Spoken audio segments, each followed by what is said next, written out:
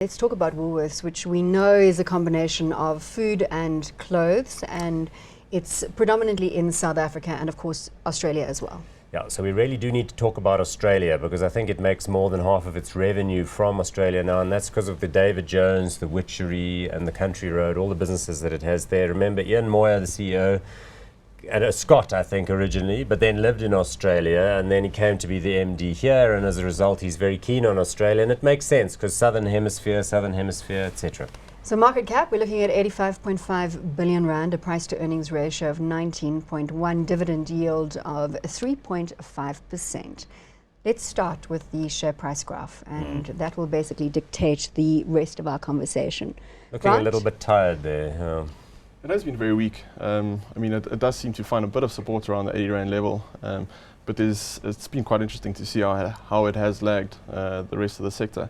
And I guess there's a lot of concerns. I mean, the South African economy and the Australian economy are very similar, both been quite affected by the low commodity prices. And I've heard a lot of analysts talking about their concerns about the Australian property sector. And they're worried if that can filter through into any sales pressure onto David Jones. But you feel that we will see a recovery in the broader sector where the retail and the clothing retail environment is concerned. So wouldn't this be a perfect buying opportunity? Yes, I would say so. And I think added on to that, it's a back-end loaded recovery story for David Jones. It's not necessarily reliant on massive GDP growth out of Australia. Those stores were very, very inefficient. There's talks of them selling down some property spaces that they do hold. So I think there is a lot of self-help story with David Jones. In South Africa, of course, you're exposed to the higher LSM consumer. The food business does very, very well for them. Country Road, Trenery, those are all good quality brands.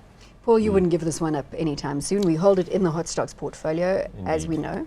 Yeah, look, I mean, Australia is an interesting country because it's a developed economy. It's got like 20 million people, which is tiny, but they're all along the coastline because the centre is too hot.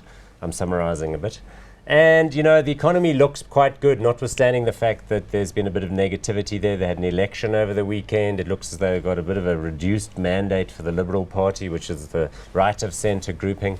I think that property thing is key, though, because property in Australia has been very buoyant, very buoyant. It's been like one of the best performing asset classes anywhere. Now at the top of the cycle, they're looking to offload some properties, maybe even to offload all of the properties and then do a rent and lease back. That could unlock a lot of value, but then they've got to find somebody to buy it. So you can see it's right on the knife edge.